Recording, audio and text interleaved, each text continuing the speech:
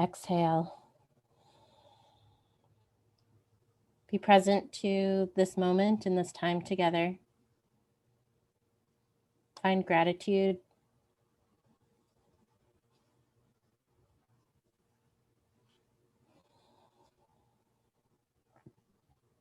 And as we start with every meeting, we also are going to ground in the land.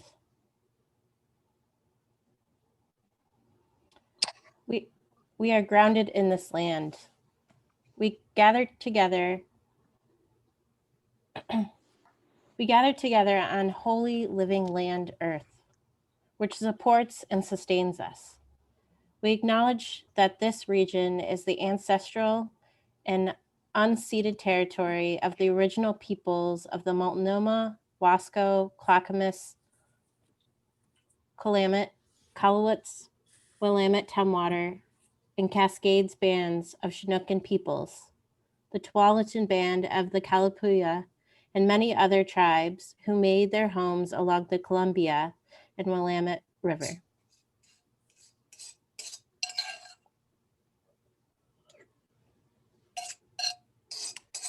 They lived and thrived in profound, complex, and interdependent relationship with the land and other beings, long before white colonial settlement.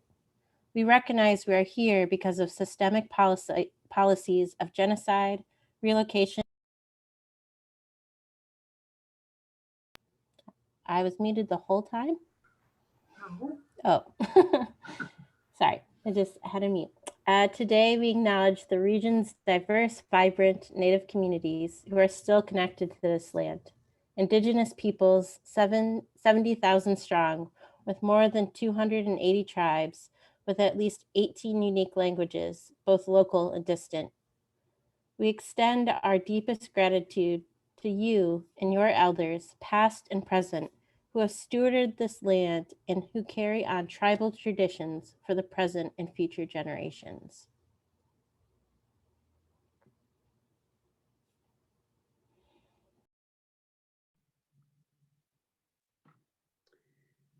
Thank you, Grace. Also, sorry, it was me who muted you. I just have to confess, I didn't mean to. It was a total accident.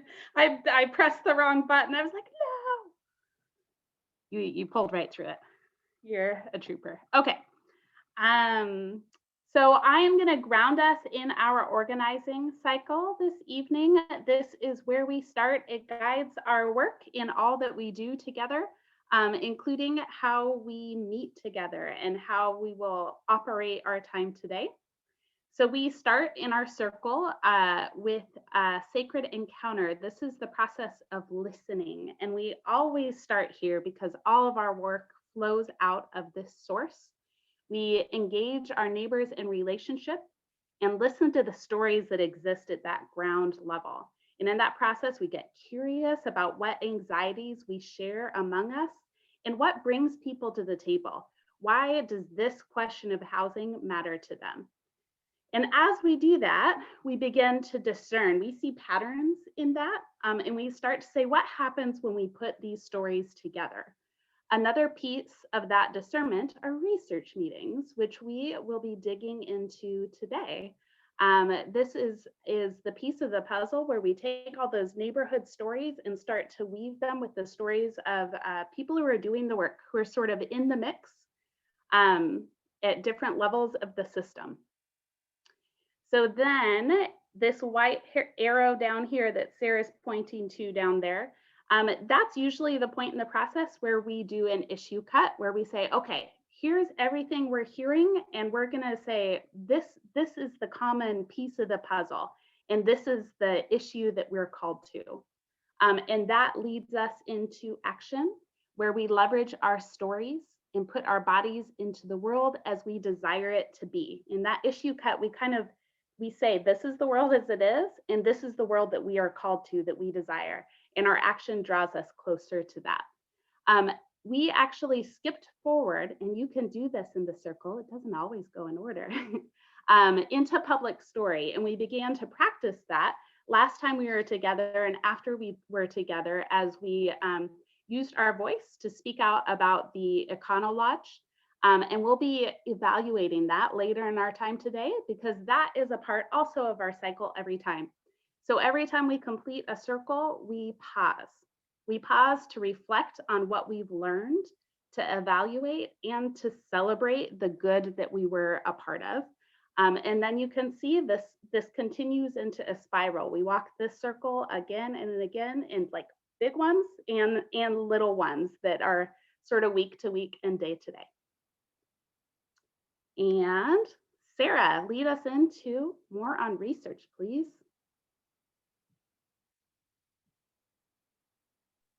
I believe actually we're going to do some one-to-ones first, because that's where we begin, is listening to one another. So Eleanor, would you just remind us of where we place ourselves in one-to-ones? And could you put that slide up that reminds us of what the question is that we're going to I do? would love to. Lovely, thank you. So one-to-ones is something that we do on a regular basis in this spiral. And Sarah will divide us up magnificently. And this evening, we're wanting to look into the questions of who are the experts in your life that you either defer to, that you refer to, that you seek out, or avoid. And what are those issues that drive you towards avoiding or reference with that person? So that's sort of a holding concept for us to move forward in our one-to-ones together this evening. So we'll have 15 minutes. Don't forget to introduce yourself, because we do, again, have a couple of guests that are in the mix tonight. And 15 minutes just to share, get to know one another, and share in that particular part of our stories. So here we go.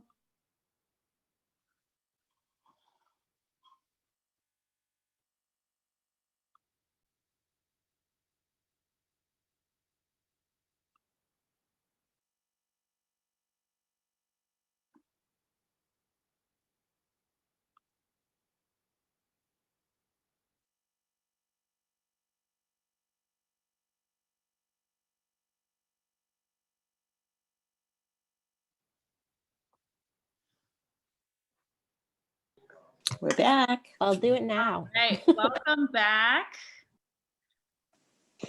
As per usual, probably not long enough. You could have probably spent some more time checking in with folks, and such is the way of relational meetings and one-to-ones.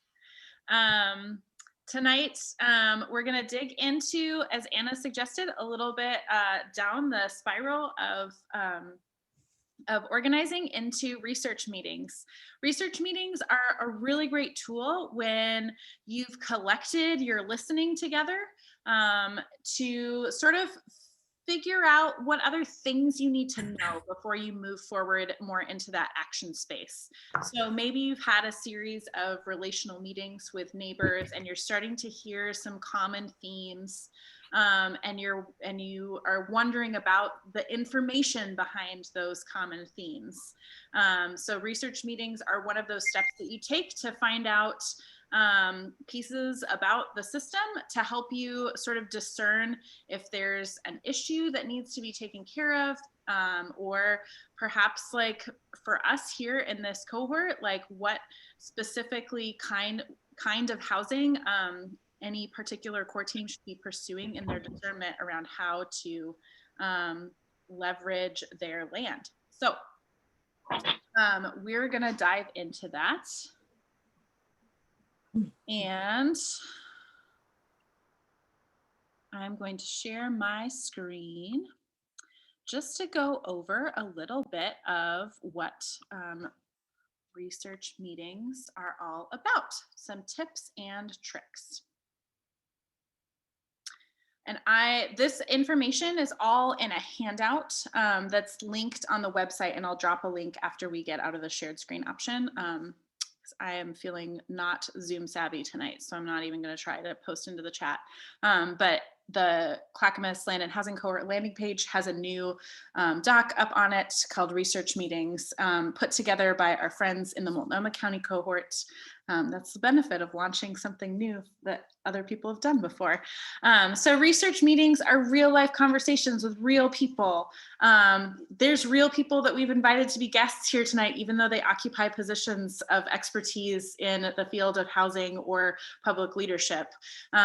You yourself in these research meetings, consider yourself experts too. You're going into it as leaders concerned with how to provide housing for our neighbors. So research meetings are considered to be like sort of an even playing field. Everybody comes out of research meetings learning something. Research meetings are about changing the flow of information, though, taking information from the inner circle of power or the front line of experience and into the hands of community leaders. We know that knowledge is power. Oftentimes, we live in such a siloed space in our lives, especially now because of COVID, that there's key information that we just don't have access to. And it's not because, Deborah at CSC is hoarding information of like the stories of all of the folks that she works with. It's because she's working her tail off. And so that meeting is actually an opportunity to, for Deborah to share what's going on and get that story out there. And for us as leaders in the community to learn that story and consider how to leverage that story as well. Same with elected leaders. Research meetings are about learning together, not about acting to influence the elected officials or the politicians that we might be meeting with. So we don't go into research meetings with an ask. In terms of like, we want somebody to change something. We go into research meetings to ask questions only. The Multnomah County Cohort calls it go in dumb, come out smart, right? So we don't pretend like we know everything. We go in to ask questions and to learn new things and let the research meeting be just about research. Then later, once you've gathered information, you might choose to come back and complete an action with a specific ask.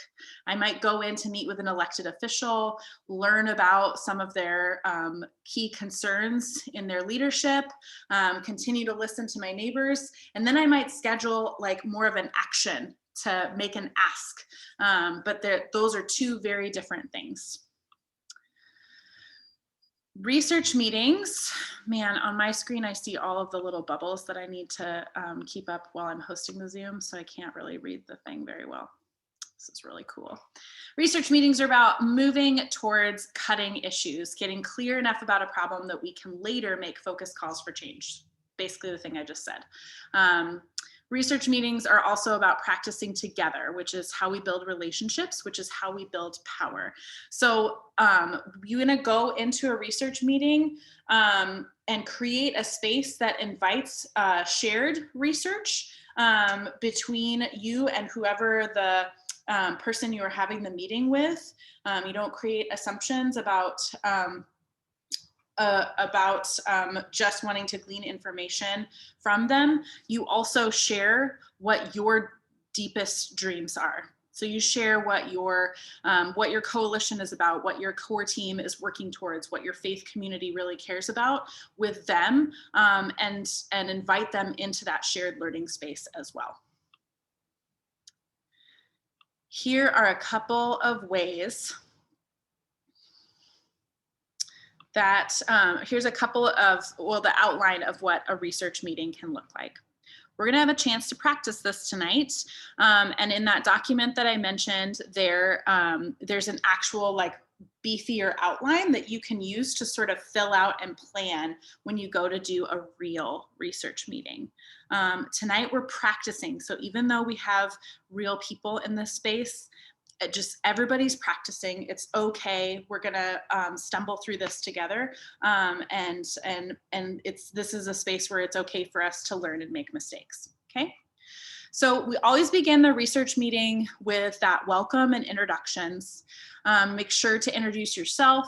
If you're going with a team of people from your core team, you allow time for everyone to introduce themselves. If you're meeting with an elected official, I always like to invite people to tell that elected official where they live within whatever municipality you're meeting and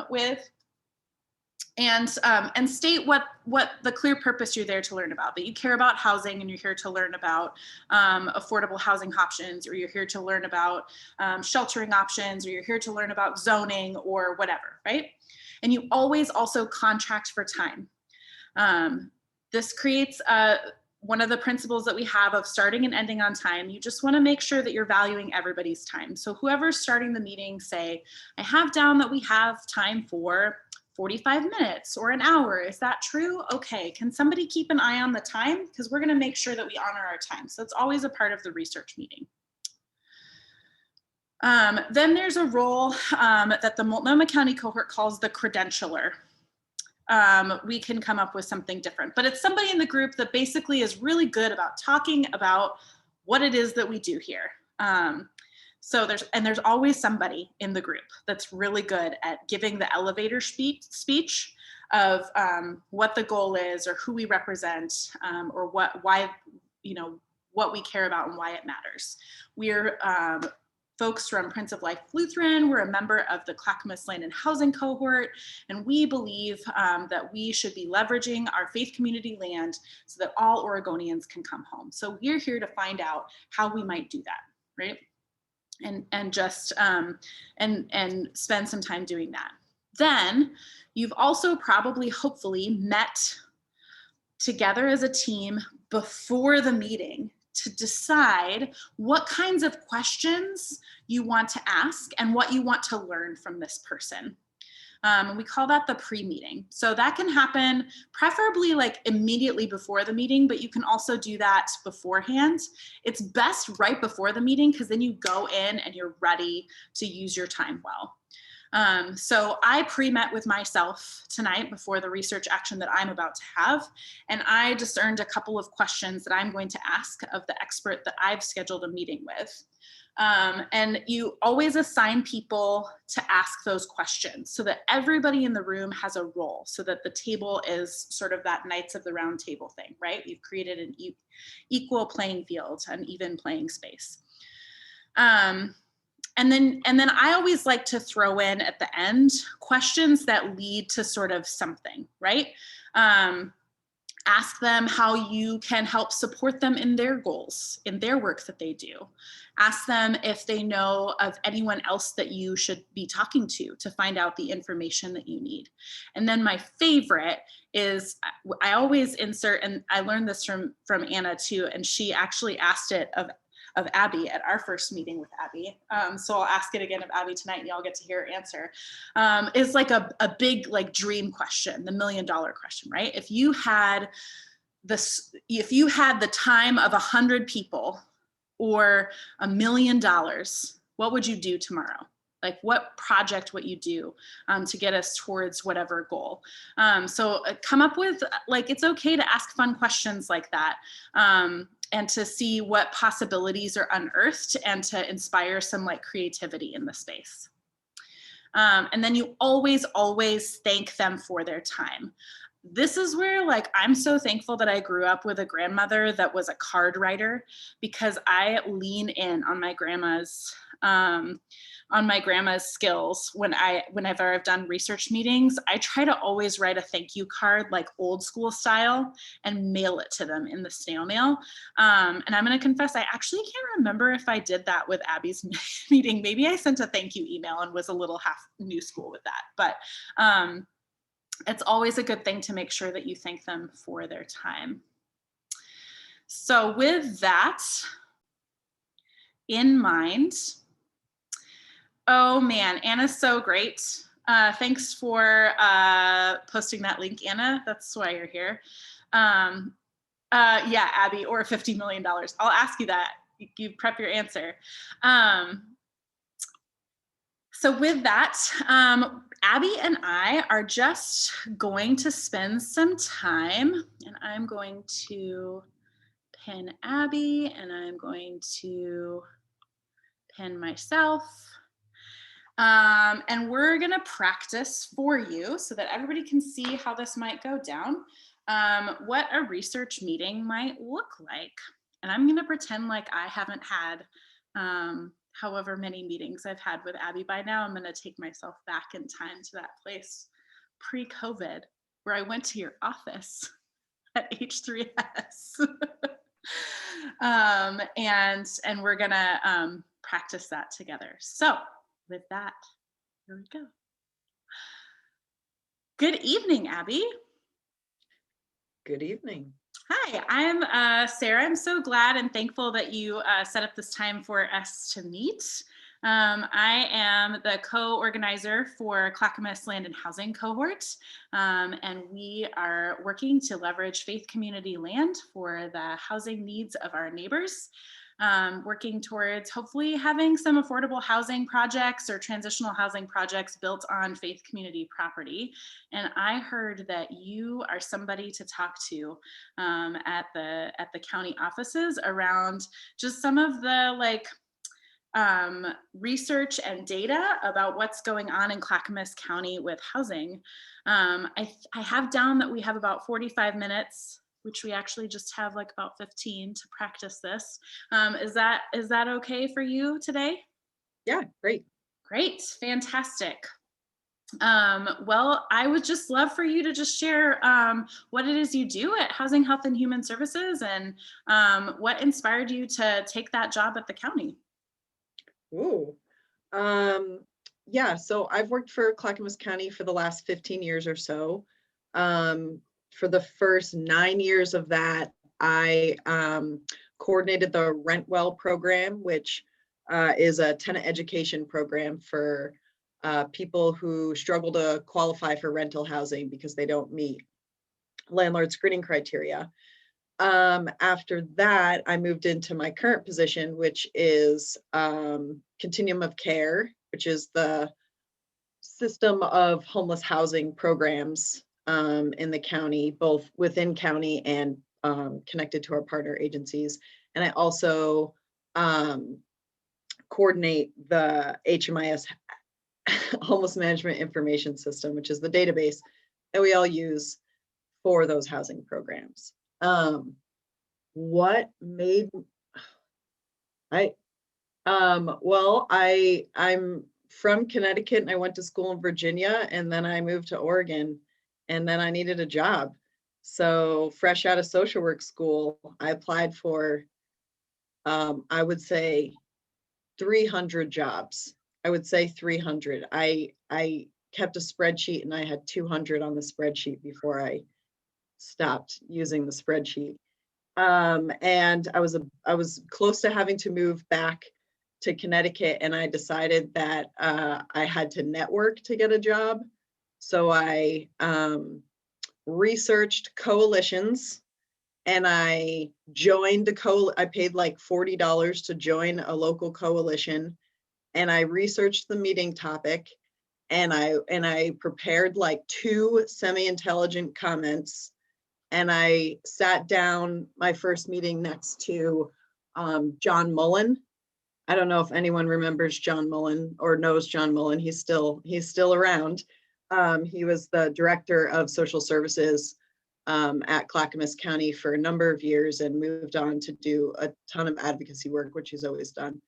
Anyway, so after the first meeting, he said to me, you know, we're looking for some folks at Clackamas County. And I said, well, I am certainly looking for something to do with this degree and all my time. So I did some informational interviews and eventually landed my temp Rent Well job, which eventually made itself into a regular job. So I was just looking for a job in something in social work, but I was really excited to find myself like working in the housing scene and realize I always wanted to do something that I would be able to work with lots of different kinds of people and at lots of different like levels of interaction. And the homelessness and housing scene has let me do that pretty well. I don't think I actually even knew that story before. Oh, sorry, I broke.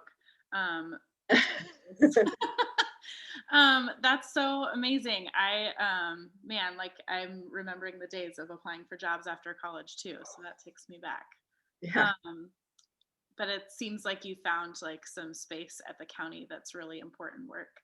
I'm curious about what are the current challenges that you face just in H3S and the work that you do with the continuum of care.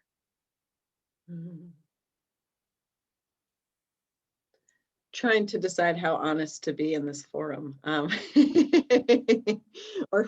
what realm to tap in this forum. I think what I'd say the biggest challenge right now, it's the right kind of challenge to have, but it is a challenge, is the amount of money coming in right now related to COVID has been really, and the number of people trying to decide where it goes as quickly as possible because of all the time limits put on everything, has been really challenging. And then on top of that, we obviously are further called to racial justice in the work, in all the things that have happened this summer, and being told to put an equity focus on this money that everyone's like deciding real quick and scrambling to spend. So in my experience, equity and speed don't go well together.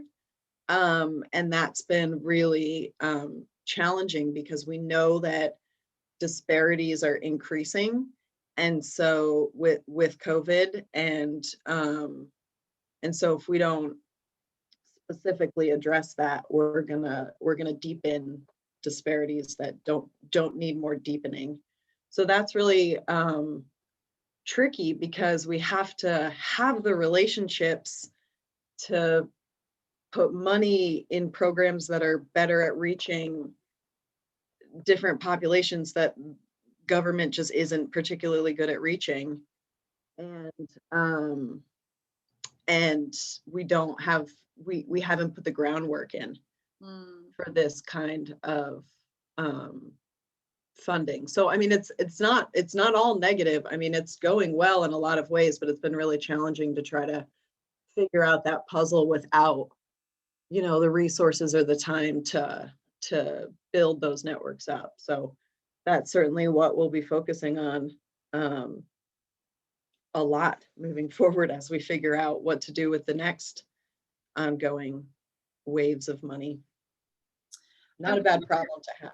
Yeah, I mean, that is a good problem, but also like, I'm really just struck by the thing you said about equity and speed. And that's definitely something to pay attention to. I'm curious how a coalition like the one that I belong to could accompany you in that challenge, or what we might work towards in order to accompany that need. Yeah, I mean, I think there's always this challenge with how much of the work should happen at the county and how much of the work should happen in the community, and knowing that there has to be a connection somewhere to make everything sort of line up as best as it could. So sometimes if the connection's built only in the community, then bringing those sort of newly budding or growing agencies up to the next level of seeking like government, even county or local, state or federal funds can be really challenging. So I think that there's something there in introductions or in the building of those relationships. I think the hard part is that I don't want to commit to something that the county can't back up with staffing. Like, I don't want a community to be building these relationships with the goal of connecting to funding, and then we just like can't provide the right amount of TA to get them all the way across the finish line. So I also want to think about like that balance of work, and as the county staffs up closer to what's appropriate, to be able to like grow together in that way. All right. Well, here's a fun question that I'm curious about. because I really enjoy flexing my imagination. If you had $50 million or the energy of 100 people, or both, what would you do tomorrow to change the housing narrative in Clackamas County? Well, with 50 million, I'd probably need more than 100 people, but is it just housing? Yeah, like the spectrum of housing need. Okay, I'm gonna give an answer that's not like what kind of housing do we need to buy, because I want to kind of, because Deborah will cover something like that. She knows stuff. I maybe would develop, I would want to get like ahead of homelessness and housing. Like, to me, homelessness is an imbalance between the cost of housing and the amount that people either make from working or receive from benefits of some kind. So I would want to set up a program like they're running in some of these. I actually just read in a national magazine that Portland is it might be one of them, where they're doing these experiments. No, that was a different thing. They're doing these experiments in a lot of places around the country with direct cash payments. So things like just taking a cohort of people and making it like fairly diverse as far as how folks have experienced life, and even a little in income level, not just taking really low income people, but sort of a little bit of a spectrum, and just providing a base level of cash assistance. Sometimes it's like $1,000, and folks who have followed things, Andrew Yang, as a Democratic presidential primary contender, this was his big platform. So I would do something like that. I would set up some kind of program where there was base pay and try to figure out how to expand that more, so that our ability to be housed isn't tied to our ability to earn and sometimes seemingly unreachable amount of money. That's very radical. I like it. Well, thanks so much for your time, Abby. I'm so glad that we had the chance to meet. And before I leave, I'm just curious if there's anybody else at the county or connected to your work with the continuum of care that you think I should be chatting with. Do you really want me to answer that? No, but that's how I would. But somebody's probably going to ask you that tonight. All the people you already know. All right. Well, thanks so much. I'm going to unpin you for a minute because we're going to talk about,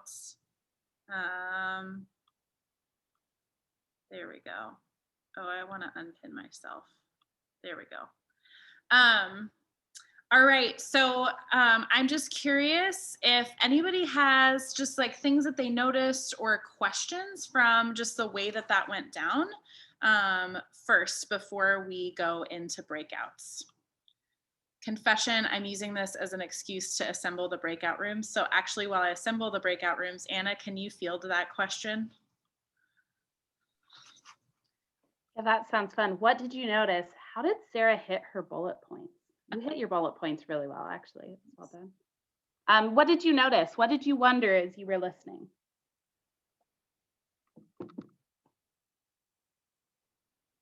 Go ahead and drop in the chat or unmute yourself. Eleanor? I think one thing that's important to recognize is when we talk to people and ask them about themselves and what they do and why they do it, they're generally very forthcoming about that information. So if you're going into a sort of a research conversation and you feel a little uncertain, recognize that people want to talk about what they do. It's their work. It's what they're doing. So generally you can just sort of ask them a couple questions and off they go. Yeah, it's fun. It was really fun to hear all that about Abby. Any other thoughts? I had one thought actually, Sarah, as you were doing the miracle question, just in case this inspires thoughts for others, I thought, oh, you know what would be an interesting miracle question specifically for our folks to experiment with is if you had, how many, I don't know if I know the answer to this question. Let's make it up. 10 acres of developable land, which we probably do among our different properties. What would you do with it? I'd be curious about the answer to that. I'm curious if any other questions came up as you were listening, like that you added to your like, ooh, this is what I'd be curious about. Because this is the key here, right? Is like letting yourself follow your natural curiosity.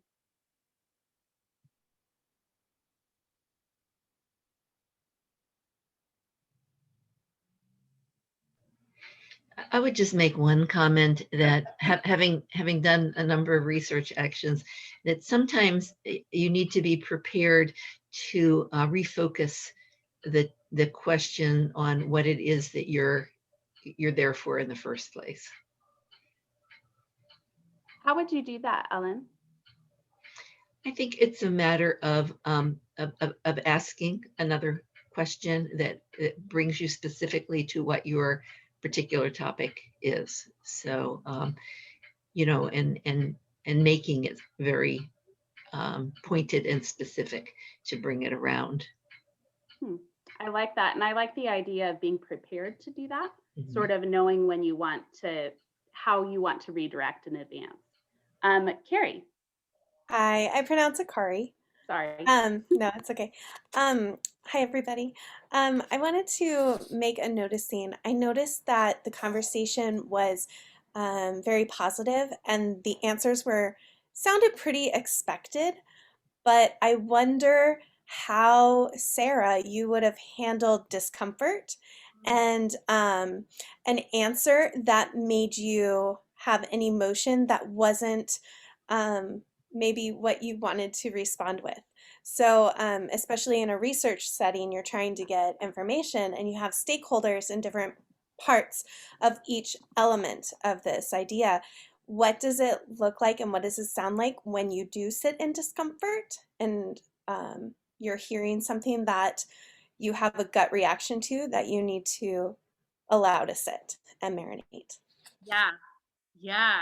Well, I will say that's why we invited some really great co-conspirators tonight, is so that we can all practice in a safe space before we go out into the big world. And so there's nobody's going to bite tonight, right? On both ends. And I would say, I think that's why the pre-meeting is really important. You never go into a research meeting alone. So that fishbowl was just for sake of time to make things quick so that you could see the process of the meeting. And that means you're gonna also have folks in your core team that are like varying levels of comfortable with that. That's why I always like to go into research meetings with Anna, because she's a trained mediator. So I know that she's going to be the one, and I usually just kind of look at her and let her take it. But I would say that it depends too on where you're at in the cycle, right? Especially with folks that are in positions of power in the structure.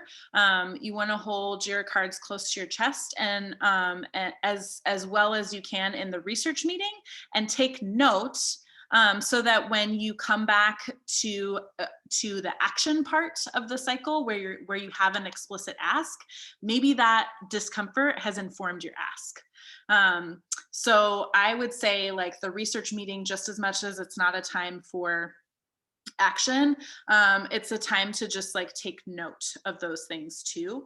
But you know, there's also times that it's okay to ask clarifying questions too, to get clarity about why that made you uncomfortable, or if you're actually uncomfortable for a good reason too, you know? All right, we are set up to go into breakout rooms. And I would say, just as best you can, start the meeting by just doing those introductions. And then, you know, I didn't we didn't prep you, so you don't have any questions prepped. So like, just know that that's like okay for tonight, and just get to know the person, the expert or the elected in your room by asking them some of those same questions together. I'm gonna ask that our guests actually keep an eye on the time, and I'll broadcast a message to everyone too, and that our 4 guests come back to the main room at 8 p.m. so that the core teams have 5 minutes just to debrief how that felt and things they noticed in that space. So if the 4 of you could just pop on back at 8 o'clock, that would be really helpful. Council President Kathy Hizzy will be with King of Kings, and I know they're outside of the zone of City of Milwaukee, but it's still good practice just to get to know. And I know that some members of King of Kings live in City of Milwaukee. Deborah Mason, you'll be with your friends at Oak Grove UMC. Abby, you'll be with Prince of Life in Oregon City.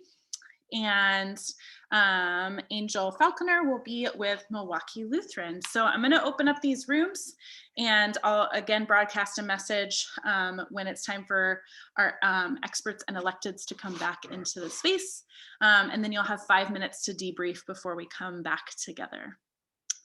Let's go. Welcome back. Sorry if you got cut off again. It always happens.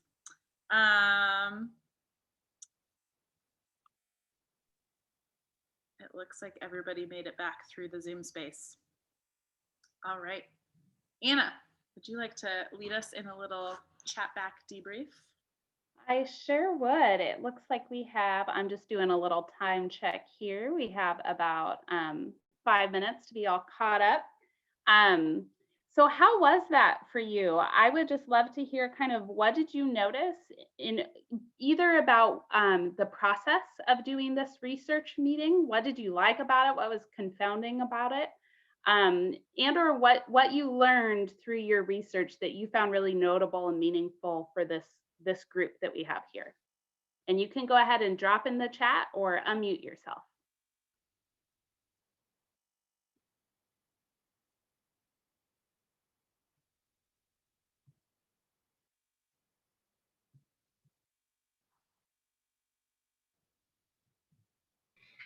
Okay, I won't be shy. We talked about the things that in the city of Milwaukee. One of the for me, one of the things that really jumped out was the and I'll take Anna's as well, is the percentage of single family homes and the large lots, and the need for housing that that will be closer together, that will accommodate more people in the same space. So which is going to be kind of a heavy lift because it's not what we're used to. So so I think that's an eye-opening challenge that many areas may have. Yeah, that was a good example, Ellen, of I've been in so many of these conversations and still it felt like brand new information through kind of a new voice and a new setting with new questions. And that's the power of having multiple people asking questions that maybe I wouldn't ask. When Kathy said 75% Milwaukee is zoned for single family, I was like, what? How did I miss that?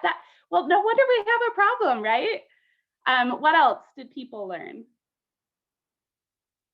Well, I think our group came to the conclusion that we would have been better if we done better with our questioning if we had the pre-meeting beforehand and been more focused on what we were really trying to get at instead of making up questions just as we were sitting there. The pre-meeting is very helpful. You'll get one of those in real life. Okay. What else did people notice?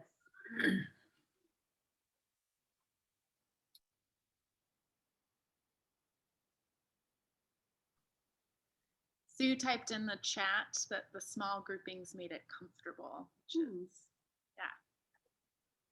You don't want to have like a team of 10 for your research meetings, like 3 or 4 folks. is ideal.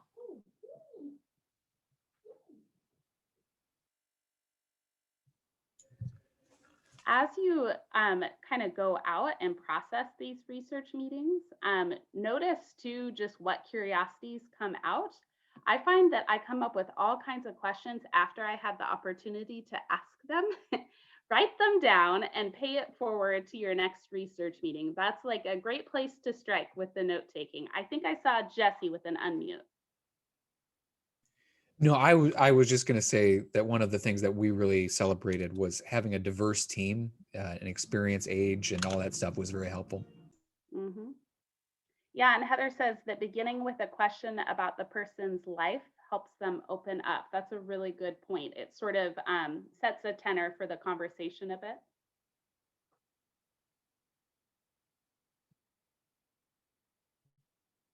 I would say acknowledging that not all the voices are in the room that are affected by what we are discussing. When we had our debrief for MLC, that was something that was brought up. We do not have voices that are really dependent on these discussions.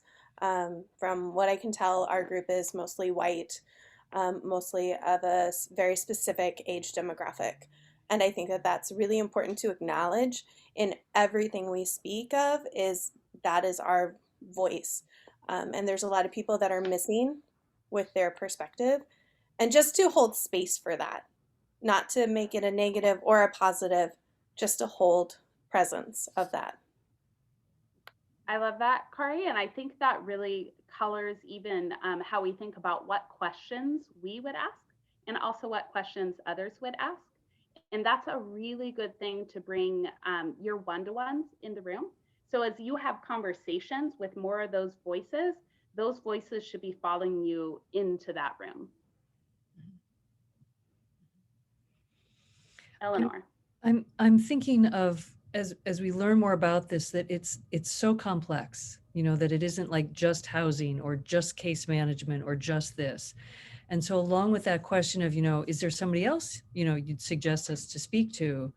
I'm wondering about the value of saying, and how does what you do fit into the greater whole? Because this is like a puzzle piece that goes on. And so how is it that if we push on this here, it moves something over there, and to try to help weave some of this together, so that as individuals need a whole set of services, it's like to champion this whole issue, it takes all these different ways to interact and weave together. So, which is actually also what you just said is a really great description of the discern portion of the circle. That's essentially what we're doing here through multiple research meetings and neighbor meetings, is we're trying to weave those together. Okay, I think we are about out of time for our chat back. Sarah, you want to pass it on? Yeah, I'm going to pass the baton to Pastor Heather, who is going to lead us in a sort of a newly added form of our closing. So we're going to reflect and evaluate, but first we're going to start celebrating, because now we're at the point in our organizing cycle where we get to celebrate some things. So Pastor Heather, what are we celebrating tonight? We are celebrating a lot of great things. First of all, celebrating the turnout to the Econo Lodge and all the practice that we put into telling our public stories. 6 of the speakers were connected to our cohort, and HACC and H3S and Commissioner Fisher and Commissioner Savas called me yesterday because they noticed. They have all noticed publicly the numbers that we showed up with, the way that we were positive and respectful and publicly spoke out. And we heard from county staff, because they were the ones who could see everybody in the room, even those who didn't speak, that our turnout was impressive. And we've gained a new partner in Greater Good Northwest for showing up. So good job. Yay! And then we have some City of Milwaukee celebrations. I don't know if Angel wants to talk about the zoning and coding changes, plus can I just say how freaking easy it was to get 3 shelters open in the City of Milwaukee, because y'all are able to get things done. Thank you. Thank you for mobilizing. Yeah, I would say we are really celebrating passing a complete overhaul of the city's comprehensive plan, which is a foundational document that provides guiding principles for some significant zoning and code changes that will lay the foundation and provide the groundwork for all of those $1 million or $50 million, 100 people, huge wish list things that you want to do. That all happens at the zoning and the code changes. So that has closed, and we are now really knee deep in code rewrite. And so the next several months will be critical in making sure that Milwaukee is a place that not only that embraces and encourages housing for everyone, for every part of your life, every income level, stage of life, and we will have a place where you can call home. So very, very proud of that work and super excited about the work ahead. Yay! And I want to just briefly celebrate the 3 faith communities who were willing to open up their buildings. Hope City, St. Paul's United Methodist, and Milwaukee Lutheran. Yes! Thank you so much for being willing to step up when us crazy organizers called you up and said, can we borrow your building because it's in Milwaukee? All right. I also want to celebrate that we are learning things. And I want you to be able to unmute or share in the comments what it is that you are learning, just anything you're learning in general through this process.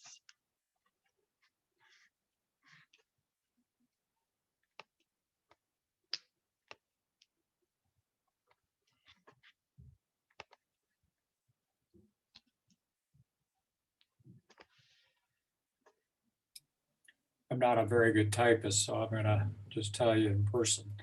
I'm learning to pay attention to the housing issue. Before I got involved with this group, I'm in a different place than that. I just live in a regular house by myself and my wife. And but it's given me an opportunity to kind of tune into the overall issue here in the community, and and things that might be able to be done. So yeah, I like being on this group. Yeah.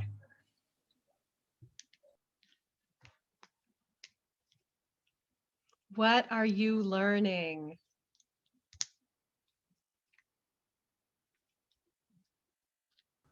To listen. Yeah.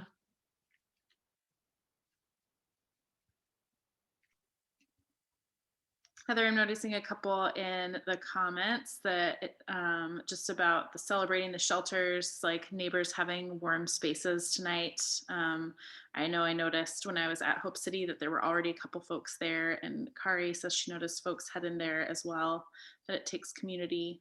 There's power in collaboration, and how important it is to suspend personal judgment or perspective to be open to new learning or understanding. Yeah, those are good. It's learning Nice. to for sure. All right. So reflections, and what are the things that we need from the community in order to get things moving? What do we not know? Now that we know something, how is our ignorance being revealed? It's like the more you know, the less you think you know.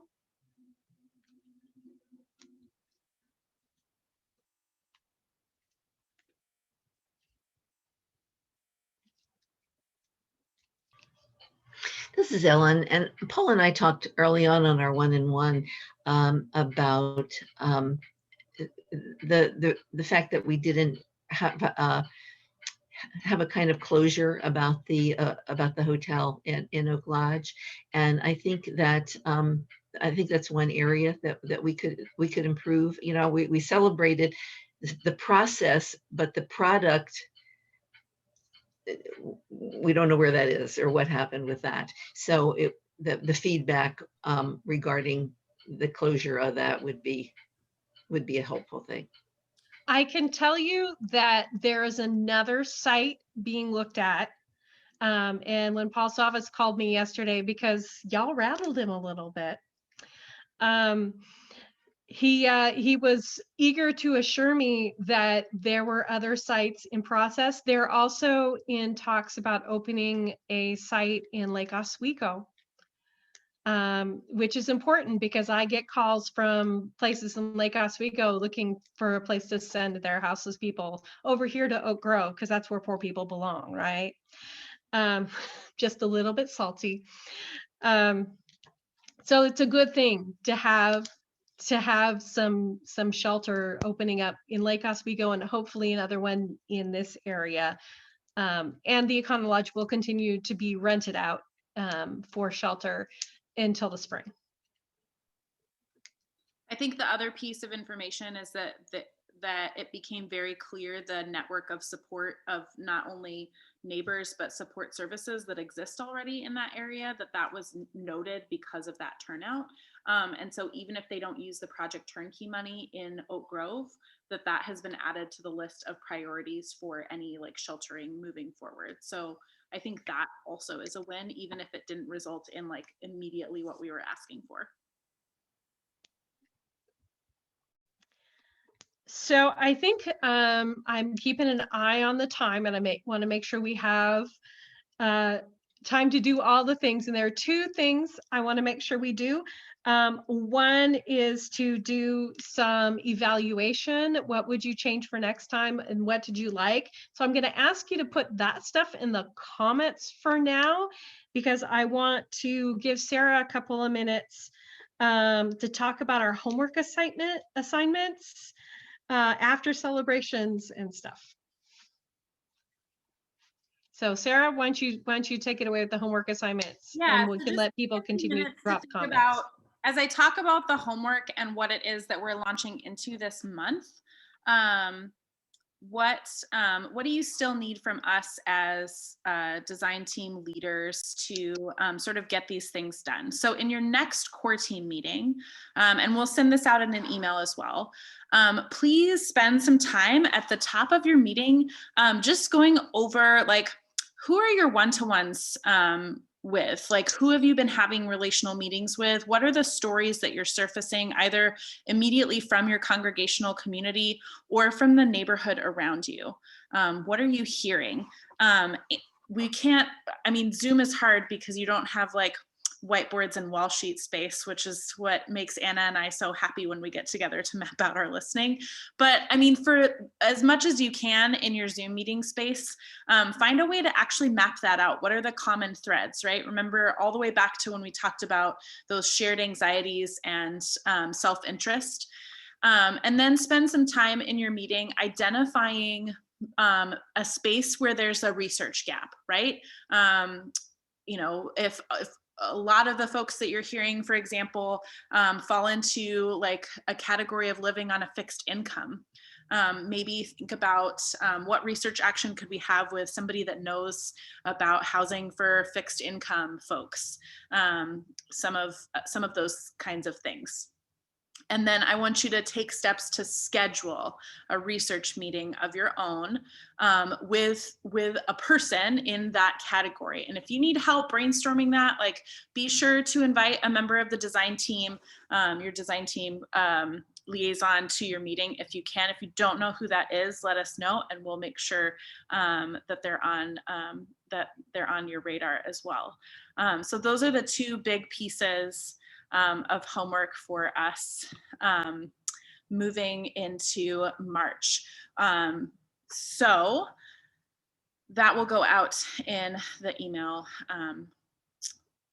if I'm really honest about it, probably Monday or Tuesday, because it's a 3-day weekend.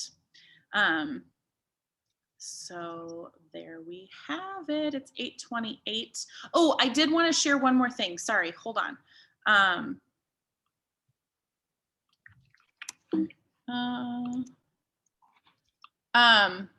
Just so that, because I know some core teams added some folks, so that everybody knows how to get to the landing page. If you go to storylinecommunitypdx.org and you click on Community Collective in the drop down, click on Clackamas Land and Housing Cohort, and that takes you to the landing page where if you need to remind yourself because it fell out of your head because you're like me, or if you're new and want to review some of the things that we've done, there's like all of this information just defining who we are and what we do. And then there's all of these resources for core teams. So there's that research meetings document that you can download and use to plan your next research meeting. There's the one-to-ones starter. And then there's the recording and the slides from our past meetings. And I'm noticing that somehow I didn't actually publish the update from the January meeting. So we'll get those on there as well so that y'all can see those pieces. Oh, and Anna is noting, Anna, do you want to just say that out loud? Yes, if you have new core team members, make sure you send us their contact information so we can get them on their email list. We will also soon be sending out a email just to collect phone numbers as well. We realize sometimes when we're running actions, you need kind of fast moving information, and being able to send a text is really helpful for that. So keep an eye out. If you do have contact information or new members, email us at hello@storylinecommunitypdx.org. That's actually another celebration to add, is that Storyline got Google Suite for nonprofits a couple weeks ago. So we finally have real legit emails. Woohoo! All right, with that, thank you all for coming. A special thanks to Abby and Angel and Kathy and Deborah for joining us and letting us practice these meetings. And I would just encourage you, if you needed more time with any of them, like let those folks be your first research action. Reach out and, or if they have recommendations, please reach out. So thanks all. Our next meeting is March 11th. So between now and then, meet as core teams, do your homework, and stay safe in the snow and ice this weekend. Peace all.